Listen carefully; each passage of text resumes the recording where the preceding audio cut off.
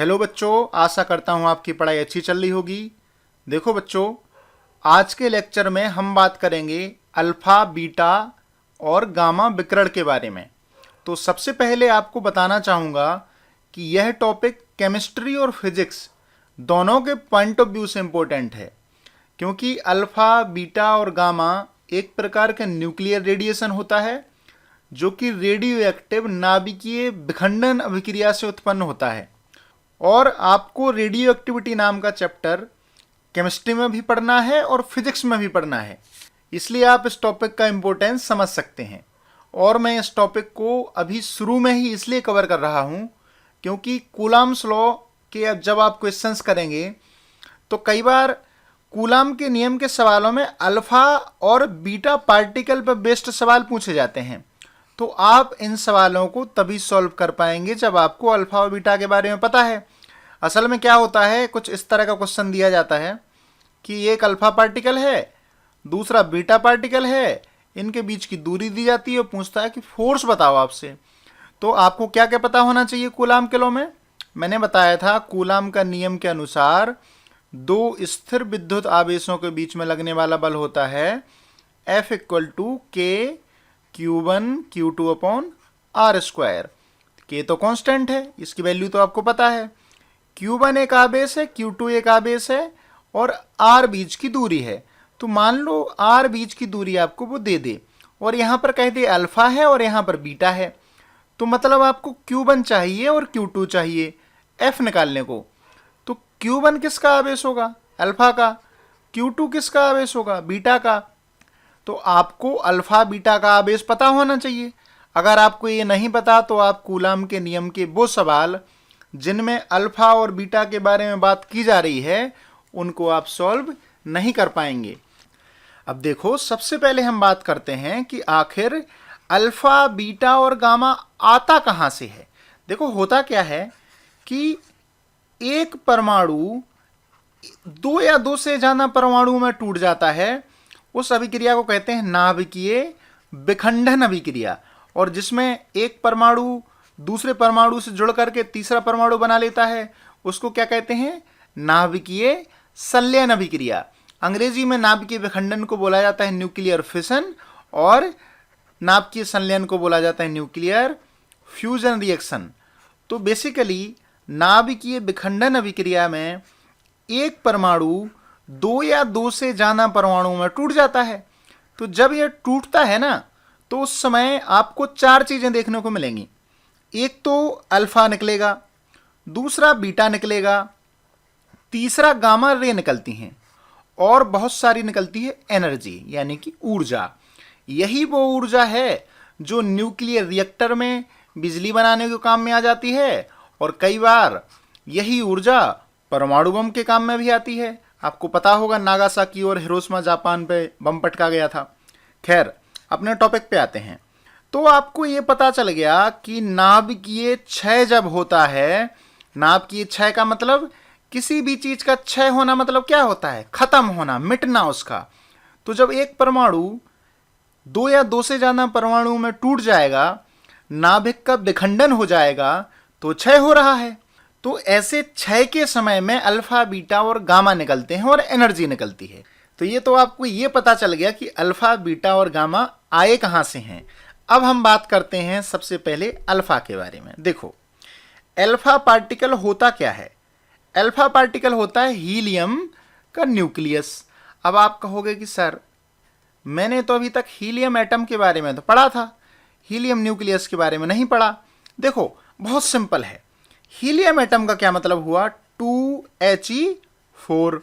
यहां पर आप जानते हो लिखा रहता है परमाणु क्रमांक, ऊपर लिखा रहता है द्रव्यमान संख्या। परमाणु क्रमांक नंबर ऑफ प्रोटॉन के बराबर होता है और द्रव्यमान संख्या number of proton plus number of neutron. अब मान लो कि मैं यहां पर एक एटम बनाता हूं, ऐसे करके। देखो, ये मैंने बनाया है हीलियम का एटम। तो हीलियम के एटम में क्या होगा कि दो तो प्रोटॉन होंगे और दो न्यूट्रॉन होंगे न्यूक्लियस के अंदर, और दो इलेक्ट्रॉन इसके बाहर ऑर्बिट में चक्कर लगा रहे होंगे। अब ये तो हो गया हमारा एटम यानी कि परमाणु। अब मैं कहूं कि मुझे चाहिए हीलियम का न्यूक्लियस, तो एटम में होता क्या है, इलेक्ट्रॉन, प्रोटॉन और न्यूट्रॉन। अगर मैं इलेक्ट्रॉन को निकाल दूं, इलेक्ट्रॉन को मैंने बाहर निकाल दिया, दोनों इलेक्ट्रॉन निकाल दिए, तो क्या बचा, इलेक्ट्रॉन निकलने के बाद हमारे पास बचा सिर्फ न्यूक्लियस। क्यों, न्यूक्लियस के चारों तरफ इलेक्ट्रॉन घूमते हैं, इलेक्ट्रॉन चले गए तो क्या बचेगा, सिर्फ न्यूक्लियस बचेगा। न्यूक्लियस यानी कि नाभिक। देखो इंग्लिश भी आप लोग सीखते चलो साथ में, बाद में आपको इंग्लिश मीडियम में ही पढ़ना पड़ेगा, बीएससी और बीटेक वगैरह आप जो भी करेंगे। तो न्यूक्लियस हमारे पास बचा किसका, हीलियम का। इसमें 2 प्रोटॉन होंगे और 2 न्यूट्रॉन होंगे। इसी हीलियम के न्यूक्लियस को कहते हैं हम अल्फा पार्टिकल। समझ गए आप, बहुत सिंपल है। सिंपली आपको क्या याद रखना है कि हीलियम के एटम से हमने 2 इलेक्ट्रॉन को निकाले, 2 इलेक्ट्रॉन को निकाले तो क्या बन गया, He2+। He2+ को ही बोला जाता है अल्फा पार्टिकल। आप फिगर में देख सकते हैं, एक एटम है, इस एटम से एक अल्फा निकला। यहाँ पर एक आपको 4 गोले दिख रहे हैं, इनमें से इनको रेड वालों को मान लेते हैं कि ये प्रोटॉन है और ब्लू वालों को मान लो कि ये न्यूट्रॉन है। अभी रेड है पिंक है उसमें मत पूछने लगना कमेंट में। तो ये ब्लू वाले मैंने न्यूट्रॉन मान लिए, रेड वाले मैंने प्रोटॉन मान लिए। तो यहाँ पर कितने प्रोटॉन दिख रहे हैं आपको, 2 प्रोटॉन। न्यूट्रॉन कितने दिख रहे हैं, 2 न्यूट्रॉन। तो बेसिकली अल्फा पार्टिकल के पास 2 प्रोटॉन होता है और 2 न्यूट्रॉन होता है, और साथ में +2 का चार्ज भी तो है। ये कहाँ से आया, 2 इलेक्ट्रॉन निकालने से। अब मैं बोर्ड को साफ कर रहा हूँ, जिसको नोट्स में लिखना है वो लिख ले वीडियो को पॉज करके। देखो एक बात तो क्लियर हो गई कि अल्फा पार्टिकल मतलब He2+। तो अगर मैं कहूँ कि अल्फा पार्टिकल के ऊपर कितना आवेश होता है, तो अल्फा पार्टिकल के ऊपर आवेश हो गया +2। +2 का क्या मतलब हुआ, जब एक इलेक्ट्रॉन निकलता है तो एक इलेक्ट्रॉन के बराबर आवेश आता है 1.6 × 10⁻⁻19 कूलम। यहाँ पर कितने इलेक्ट्रॉन निकले, 2 इलेक्ट्रॉन। तो एक इलेक्ट्रॉन के निकलने से अगर इतना आवेश आया तो 2 इलेक्ट्रॉन के निकलने से कितना आएगा, मल्टीप्लाई कर दिया। तो आपको अल्फा पार्टिकल के बारे में पता चल गया कि इसके पास इतना आवेश होता है। अब दूसरी बात, अब बात करते हैं अल्फा पार्टिकल के द्रव्यमान के बारे में, मास के बारे में। देखो अल्फा पार्टिकल में क्या क्या है, 2 तो प्रोटॉन हैं और 2 न्यूट्रॉन हैं, और कुछ है इसके पास, नहीं है। तो दोनों प्रोटॉन का मास जोड़ लो और दोनों न्यूट्रॉन का मास जोड़ लो, तो हमें अल्फा पार्टिकल का द्रव्यमान पता चल जाएगा। मास मतलब कि द्रव्यमान। तो मैंने कहा अल्फा पार्टिकल के द्रव्यमान को m अल्फा से अगर लिखा जाए तो ये होगा 2 × मास ऑफ 1 प्रोटॉन। देखो एक प्रोटॉन का मास अगर mp है, 2 का मल्टीप्लाई कर दो तो 2 प्रोटॉन का मास आ गया, प्लस 2 × मास ऑफ 1 न्यूट्रॉन। ठीक है, कोई दिक्कत इसमें। अब आपको मैं बता दूं, मैंने पिछले लेक्चर में इलेक्ट्रॉन, प्रोटॉन और न्यूट्रॉन के बारे में बताया था। तो प्रोटॉन का द्रव्यमान था 1.672 × 10⁻⁻27 kg और न्यूट्रॉन का द्रव्यमान था 1.675। बाकी का सब सेम रहता है। ठीक है, तो यहाँ आप देखो लगभग प्रोटॉन और न्यूट्रॉन का द्रव्यमान बराबर है। इसलिए हम क्या करते हैं कि क्वेश्चन को सिंपल करने के लिए न्यूट्रॉन के द्रव्यमान को प्रोटॉन के द्रव्यमान के बराबर मान लेते हैं। तो ऐसे में या तो मैं mp को mn लिख दूं या फिर मैं mn को mp लिख दूं। अगर mn को mp लिखा जाएगा तो m अल्फा की वैल्यू कितनी आ जाएगी, 4mp, और अगर mp को mn लिखा जाएगा तो कितनी वैल्यू आ जाएगी, 4mn। अब देखो ये तो एग्जैक्ट वैल्यू थी। अल्फा पार्टिकल का टोटल मास कितना था, 2 प्रोटॉन का मास और 2 न्यूट्रॉन का मास, लेकिन ये वैल्यू अप्रोक्सीमेट हैं, इसलिए मैं यहाँ पर इक्विवेलेंट का साइन लगा रहा हूँ। ये IIT JEE जैसे एग्जाम में पूछ लेते हैं कि कौन सा एग्जैक्ट मास है, तो ये वाला एग्जैक्ट होगा, ये नीचे वाले अप्रोक्सीमेट होंगे। इसको आप लोग कॉपी में कर लो नोट। तो बेसिकली हमें ये पता चला कि अल्फा पार्टिकल पॉजिटिव पार्टिकल है जिसके ऊपर +2 का चार्ज होता है। अल्फा पार्टिकल हीलियम का न्यूक्लियस है। अब हीलियम का न्यूक्लियस आपको कह दिया, चार्ज 2+ है, यानी कि 2 × 1.6 × 10⁻⁻19 कूलम। मास निकालना है तो 2 प्रोटॉन का मास और 2 न्यूट्रॉन का मास हमने जोड़ दिया तो हमें अल्फा पार्टिकल का मास हमारे पास आ गया। अब बात करते हैं बीटा पार्टिकल के बारे में। तो पहले तो मैं आपको बता दूं कि बीटा पार्टिकल होते हैं 2 टाइप के, एक होता है बीटा प्लस और दूसरा होता है बीटा माइनस। बीटा प्लस और बीटा माइनस को समझने से पहले मैं एक पार्टिकल के बारे में आपको बताता हूं जिसको बोला जाता है पॉजिट्रॉन। जैसे इलेक्ट्रॉन पढ़ा आपने, ऐसे ही एक पार्टिकल होता है पॉजिट्रॉन। और आपको ये जान के खुशी होगी कि पॉजिट्रॉन एंटी पार्टिकल है इलेक्ट्रॉन का।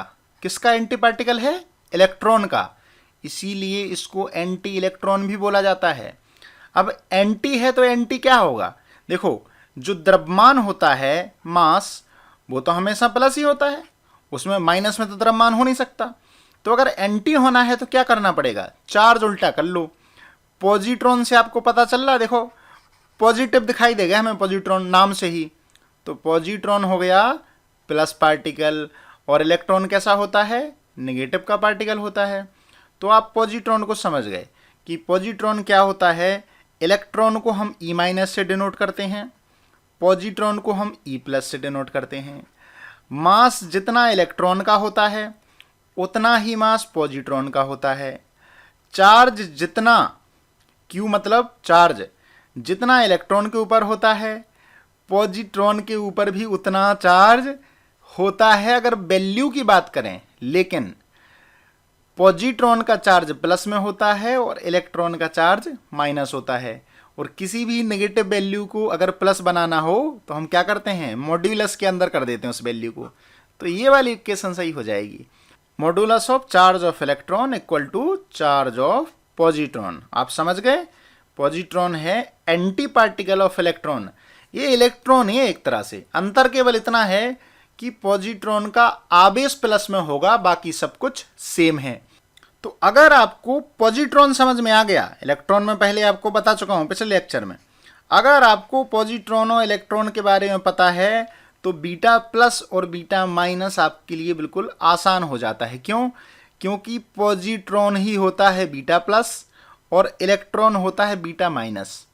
अब आपके मन में एक सवाल जरूर आया होगा कि सर पॉजिट्रॉन बीटा प्लस है, इलेक्ट्रॉन बीटा माइनस है, तो इन्हें अलग से नाम देने की ज़रूरत क्या थी? एक इलेक्ट्रॉन नाम काफ़ी नहीं था क्या? एक पॉजिट्रॉन नाम काफ़ी नहीं था क्या? देखो, असल में इन्हें अलग नाम देने के पीछे की वजह क्या है कि जो इलेक्ट्रॉन आप देखते हो वो इलेक्ट्रॉन न्यूक्लियस के चारों तरफ चक्कर लगाते हैं, लेकिन जो बीटा माइनस वाले इलेक्ट्रॉन हैं, ये इलेक्ट्रॉन न्यूक्लियस के अंदर से आके बाहर निकलते हैं। समझ गए अब दोनों में अंतर? जो नॉर्मल इलेक्ट्रॉन है वो न्यूक्लियस के चारों तरफ चक्कर लगाता है, लेकिन जो बीटा माइनस वाले इलेक्ट्रॉन हैं वो न्यूक्लियस के अंदर से आते हैं।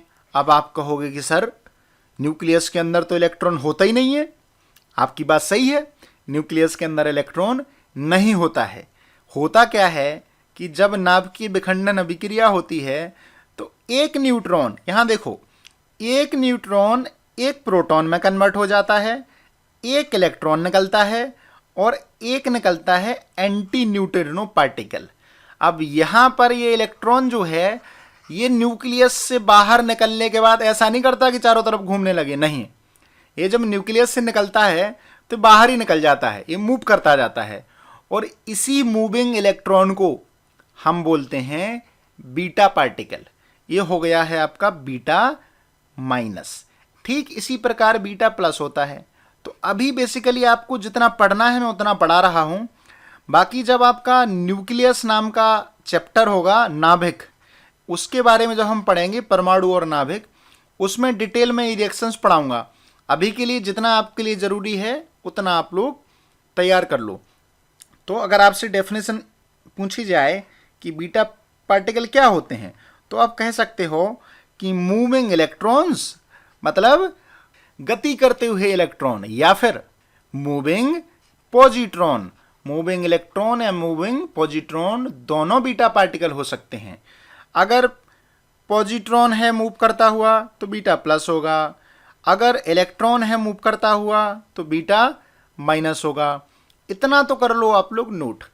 और मैं अब कर रहा हूँ बोर्ड को साफ, और बोर्ड को साफ करने के बाद में मैं आपको अब समझाता हूँ कि आपके काम की चीज़ें क्या हैं। देखो, आपने पढ़ा बीटा प्लस और बीटा माइनस।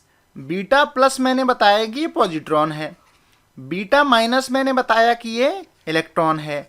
इसके पहले मैंने आपको ये बताया कि इलेक्ट्रॉन का ही एंटी पार्टिकल है पॉजिट्रॉन।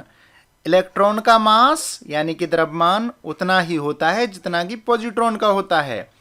अंतर केवल इनमें इतना है कि इलेक्ट्रॉन का जो आवेश है वो ऋणात्मक होता है और पॉजिट्रॉन का आवेश धनात्मक होता है। तो यहां से एक बात तो पता चल गई कि आपसे पूछे कोई कि बीटा पार्टिकल का आवेश बताओ, क्यू ऑफ बीटा, जब भी आवेश को लिखो क्यू से लिखो, तो आप कहोगे अच्छा बीटा माइनस का कि बीटा प्लस का, वो कहे बीटा माइनस का। आप तुरंत कह दोगे कि इलेक्ट्रॉन का आवेश के बराबर होता है बीटा माइनस का। क्यों? क्योंकि बीटा माइनस होता ही मूविंग इलेक्ट्रॉन है, तो इलेक्ट्रॉन के आवेश के बराबर तो होना ही है। फिर वो आपसे कहे अच्छा ऐसा करो अब बीटा प्लस का आवेश बताओ, तो आप कह दोगे सर इलेक्ट्रॉन का एंटी पार्टिकल पॉजिट्रॉन के आवेश के बराबर होता है। और द्रव्यमान के बारे में अगर आपसे बात की जाए तो चाहे बीटा माइनस हो या फिर बीटा प्लस हो, सबका द्रव्यमान बराबर होगा। और किसके बराबर होगा? इलेक्ट्रॉन के द्रव्यमान के। क्यों? क्योंकि उतना ही इलेक्ट्रॉन का द्रव्यमान होता है, उतना ही पॉजिट्रॉन का द्रव्यमान होता है। और ये कितना होता है? 9.1 इंटू 10⁻⁻31 kg। ये सारी वैल्यू मैं पिछले लेक्चर में बता चुका हूँ। जिन्होंने पिछला लेक्चर नहीं देखा वो सबसे पहले पिछला लेक्चर देखें, इसके बाद में इस लेक्चर को देखें। ये बार बार वैल्यूज में इसलिए रिपीट कर रहा हूँ कि आपको याद हो जाए। तो आप बीटा के बारे में समझ गए कि बीटा पार्टिकल दो प्रकार के होते हैं, बीटा माइनस और बीटा प्लस। इनका द्रव्यमान उतना ही होता है जितना इलेक्ट्रॉन का होता है, इनके ऊपर आवेश उतना ही होता है जितना इलेक्ट्रॉन के ऊपर होता है। अगर हम बात करें बीटा माइनस के बारे में, और बीटा प्लस का आवेश बस इलेक्ट्रॉन के आवेश में माइनस साइन हटा के प्लस साइन कर दो। तो ये हो गए आपके अल्फा पार्टिकल और बीटा पार्टिकल। अब बात करते हैं हम गामा के बारे में। गामा को मैंने पार्टिकल नहीं बोला क्योंकि गामा पार्टिकल होता ही नहीं है। देखो आप यहाँ पर वेव देख सकते हो, एक तरंग है आपके सामने, लहराती हुई तरंग। तो गामा असल में होता क्या है? ये होती हैं इलेक्ट्रोमैग्नेटिक वेव्स। इन शॉर्ट इसको हम ईएम वेव्स लिखते हैं, या फिर इसको आप हिंदी में कह सकते हैं विद्युत चुंबकीय तरंगें। ये कौन सी तरंगें हो गई? विद्युत और चुंबकीय। नाम से ही आपको पता चल गया कि अच्छा ऐसी तरंग जिनमें विद्युत का कंपोनेंट भी हो और चुंबक का कंपोनेंट भी हो, तो ऐसी तरंगों को हम बोलते हैं विद्युत चुंबकीय तरंगें, इलेक्ट्रोमैग्नेटिक वेव्स। अब आप पूछोगे कि अच्छा विद्युत का कंपोनेंट क्या होता है और चुंबक का कंपोनेंट क्या होता है? तो मेरा जवाब ये होगा कि एक पूरा चैप्टर है विद्युत चुंबकीय तरंग नाम से, ये सब हम वहां पर पढ़ेंगे। अभी के लिए आप ये जान लो कि गामा एक प्रकार का रेडिएशन है। कैसा रेडिएशन? Nuclear radiation. और ये एक तरंग के रूप में चलता है, और वो तरंग होती है विद्युत चुंबकीय तरंग। अब मैं आपको एक बात बताऊं, विद्युत चुंबकीय तरंगें हमेशा लाइट की स्पीड से चलती हैं, यानी कि 3 × 10⁸ मीटर पर सेकेंड। और ये अप्रोक्सीमेट वैल्यू होती है, आपको ये भी जानकारी होनी चाहिए। 3 × 10⁸ मीटर प्रति सेकंड की रफ्तार से गामा रेडिएशन निकलता है न्यूक्लियस के अंदर से। कौन से अभिक्रिया में? नाभिकीय विखंडन अभिक्रिया में। अब अगर आपसे पूछे कि अच्छा ये बताओ कि गामा के ऊपर कितना आवेश होता है, तो आप कहोगे ये तरंग है। कैसे सवाल कर रहे हो? तरंग का आवेश कैसे बताया जाए? यानी कि इसका आवेश 0। फिर आपसे कहे अच्छा तरंग है तो इसका द्रव्यमान बताओ, तो फिर से आप कह सकते हो कि देखो अभी हम इसका द्रव्यमान नहीं बता सकते हैं, हम इसका द्रव्यमान तब बताएंगे जब हम पढ़ेंगे डी ब्रोगली की थ्योरम। तो आपको डी ब्रोगली की थ्योरम में पढ़ाऊंगा, ये भी इम्पोर्टेंट है, फिजिक्स में भी है, केमिस्ट्री में भी है, और वेरी वेरी इंपॉर्टेंट। आप बीएससी में एडमिशन लोगे या बीटेक में एडमिशन लोगे, आप कहीं भी एडमिशन लोगे, डी ब्रोगली की थ्योरम आपको डिटेल में पढ़नी पड़ेगी। तो हम आते हैं अपने टॉपिक पर। गामा के चार्ज के बारे में नहीं पता, गामा के मास के बारे में नहीं बात करनी है, चार्ज जीरो लेंगे बेसिकली हम। और गामा होता क्या है? तरंग होती है। किस प्रकार की तरंग? विद्युत चुंबकीय तरंग। तो एक बात तो तय हो गई कि हमें गामा का कूलाम के नियम में कोई भी प्रयोग नहीं होने वाला। कूलाम के नियम में किसका प्रयोग होगा? अल्फा का और बीटा का। मैं वीडियो के लेक्चर में ही बता चुका हूं कि दो आवेश दिए होंगे, वो कहेगा कि यहाँ पर अल्फा रखा है, यहाँ बीटा रख दिया। मान लो कहे यहाँ पर +2 कूलाम का चार्ज है, दोनों के बीच की दूरी 2 सेंटीमीटर है, तो बताओ जरा कितना बल लगेगा दोनों के बीच में। तो ऐसे करके सवाल आता है। अब देखो तीनों के बीच में एक तुलना कर लेते हैं। सबसे पहले तो सिंबल देख लो अल्फा पार्टिकल का। हम इसको 2α4 लिख रहे हैं, क्यों? मैंने बताया था अल्फा पार्टिकल है हीलियम का नाभिक। हीलियम का नाभिक यानी कि 2He4 तो हीलियम होता ही है, बस इस पर 2+ और है, तो ये हो गया, इन्होंने 2α4 लिखा है। अब अल्फा लिख दिया तो इन्होंने 2+ नहीं लगाया, लेकिन अगर इसको हीलियम के फॉर्म में लिखो तो आपको 2+ लगाना पड़ेगा यहाँ पर। इसमें नहीं लिखा हुआ है पर आप लोग नोट्स में लिखेंगे। 2He4 तो हीलियम का परमाणु होगा, लेकिन जब इसके ऊपर 2+ लग जाएगा ना तो एक कंबाइंडली हो जाएगा हीलियम का नाभिक जो होता है अल्फा पार्टिकल। फिर आपको दिया है बीटा प्लस और बीटा माइनस पार्टिकल। जो मैं लिख रहा हूं आप नोट्स में वो लिखेंगे। बीटा प्लस और बीटा माइनस पार्टिकल सिंबल आप देख सकते हैं। फिर एक गामा का सिंबल है। अब बात करते हैं द्रव्यमान की। देखो द्रव्यमान यानी कि मास यहाँ पर दिया हुआ है एटॉमिक मास यूनिट में। 2 प्रोटॉन थे, 2 न्यूट्रॉन थे, तो 4 यूनिट आ गया। ये 1/2000 यूनिट है। और गामा का द्रव्यमान 0 मानेंगे हम अभी। मैं ऐसा क्यों बोल रहा हूं कि गामा का द्रव्यमान 0 मानो? ये आपको तब समझ में आएगा जब आप पढ़ोगे डी ब्रोगली की प्रमेय, वो आपको बाद में पढ़ाऊंगा मैं।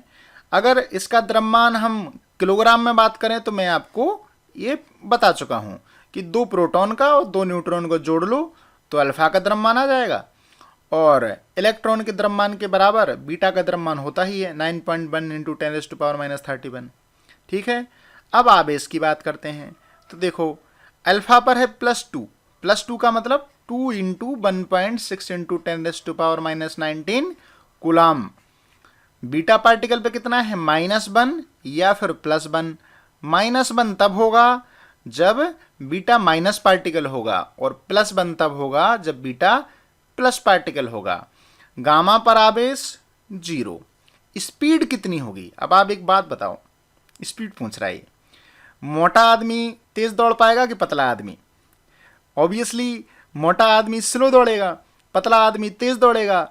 अब अल्फा जो है वो पूरा का पूरा नाभिक है, बीटा जो है वो सिर्फ इलेक्ट्रॉन है छोटा सा, और गामा तो तरंगे हैं। तो सबसे तेज कौन चलेगा? तरंग चलेगी। तो सबसे ज़्यादा speed, very fast, speed of light के बराबर, ये मैं आपको बता चुका हूँ। वेरी फास्ट स्पीड होगी गामा की।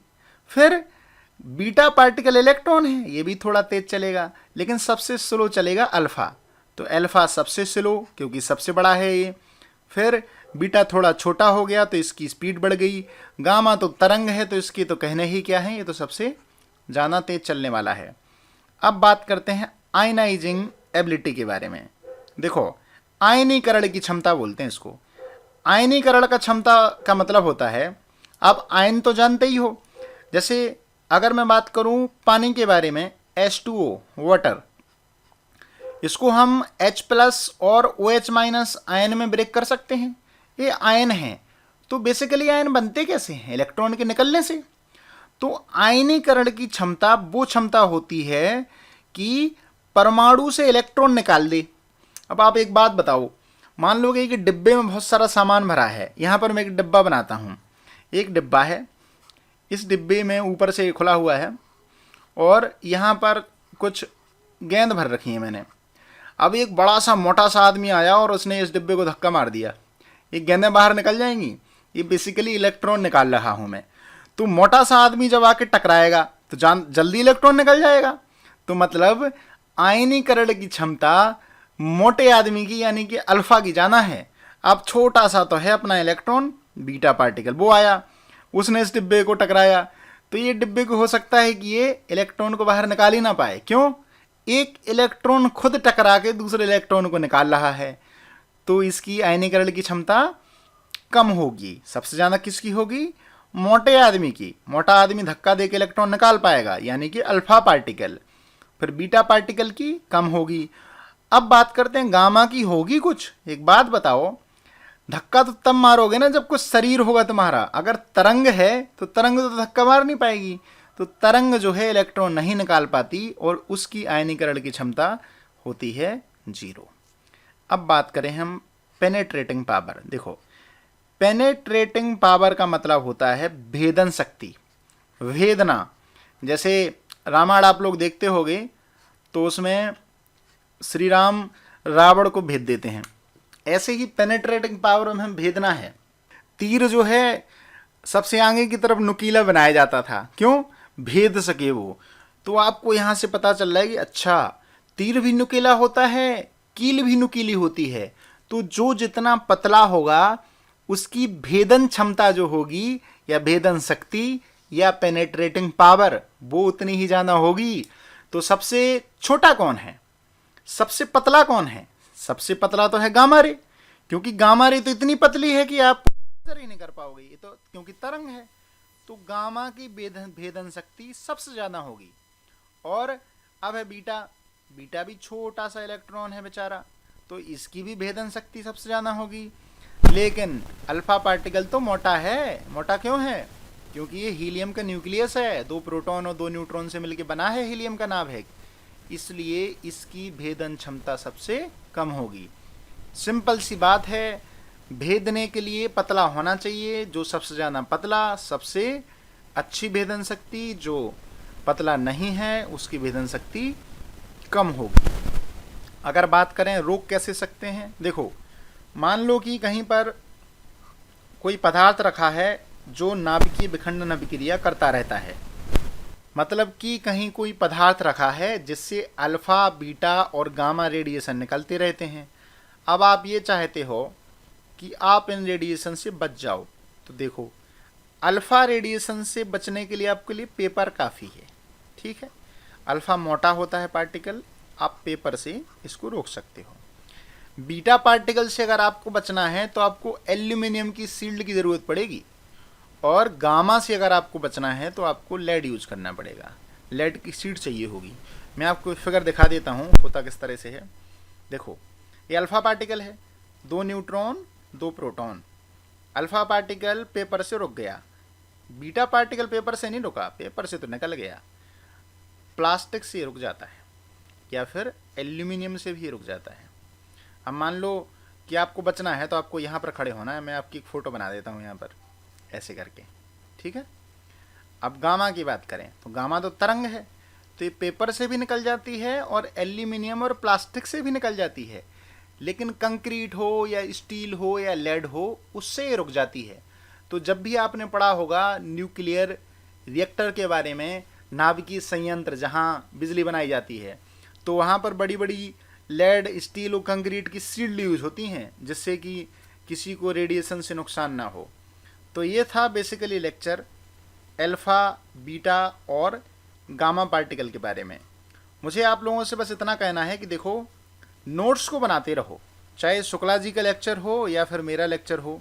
अगर आप लोग नोट्स नहीं बनाएंगे तो आपकी प्रिपरेशन अच्छी नहीं हो पाएगी, आपको समझ में भी कम आएगा, आप सीख भी कम पाएंगे और आप दूसरे बच्चों से पिछड़ जाएंगे। इसलिए आपको नोट्स बनाने हैं। और एक बात और, जब आप नोट्स बनाएं तो सिर्फ ये मत सोचें कि आप नोट्स बना रहे हैं, क्योंकि आप नोट्स लिखते समय अपनी किस्मत लिख रहे होते हैं, माँ बाप के सपनों को लिख रहे होते हैं और गुरुजनों की उम्मीदों को लिख रहे होते हैं। जय हिंद।